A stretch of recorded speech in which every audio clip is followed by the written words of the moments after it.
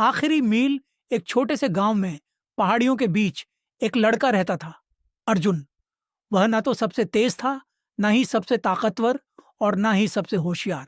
लेकिन उसमें एक चीज थी जो शायद दूसरों में नहीं थी: जिद और लगन।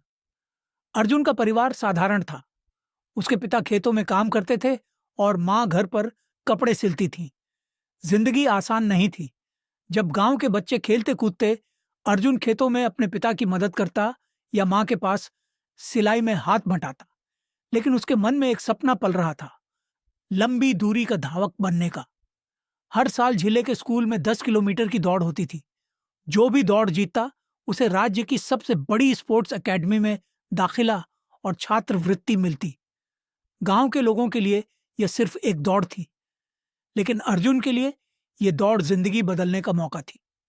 पिछले साल वह दौड़ को मैदान के किनारे से देख रहा था। जीतने वाला लड़का रोहन था। ऊंचा कद, शानदार जूते, महंगे कपड़े और प्रोफेशनल ट्रेनर। लोग कहते थे, रोहन को कोई नहीं हरा सकता। अर्जुन ने कुछ नहीं कहा, लेकिन उस दिन उसने ठान लिया, अगली बार दौड़ मैं भी लगाऊंगा। अर्जुन ने बिना किसी को बताए ट्रेनिंग शुरू कर दी। हर सुबह सूरज से पहले उठता, खेतों के रास्तों पर नंगे पैर दौड़ लगाता, पहाड़ियों पर चढ़ता, जंगल के रास्तों से गुजरता, धूप बारिश की परवाह नहीं करता। उसके पास ना जूते थे, ना कोच, और ना ही पोषण वाला खाना, लेकिन उसके पास था इरादा। जब थकान से शरीर जवाब देने लगता, वह खुद से कहता, बस एक कदम और अर्जुन, बस एक और कदम। लोग हंसते, ये रोहन को हराएगा, इसकी हालत देखो। लेकिन वह हंसी को सुनता नहीं था। वह अपने कानों में अपने सपनों की आवाज सुनता था। उसकी मां चिंतित रहती थी। वह जानती थी बेटा क्या कर रहा है, लेकिन रोकती नहीं थी। वह चुपचाप रोज उसके लिए पानी तैयार करती, खाना बांधती और उसे जाते हुए देखती। अर्जुन जब दौड़ने निकलता, मां की आंखों में डर के साथ एक उम्मीद होती। दौड़ का दिन आया। पूरा गांव मैदान में इकट्ठा था। बच्चों ने नई टी शर्ट और जूते पहने थे। रोहन चमचमाते जूतों में खड़ा था। भीड़ उसकी जय जयकार कर रही थी। अर्जुन चुपचाप एक किनारे खड़ा था। वही पुराना टी शर्ट, घिसी हुई चप्पलें और चेहरे पर आत्मविश्वास। सीटी बजी, दौड़ शुरू हुई। शुरुआत में अर्जुन पीछे था। धीरे धीरे वह आगे बढ़ा। 5 किलोमीटर पर वह बीच के धावकों के साथ था। 7 किलोमीटर पर वह आगे निकलने लगा। 9 किलोमीटर आते आते सिर्फ 2 लोग बचे थे, अर्जुन और रोहन। लोग चौंक गए।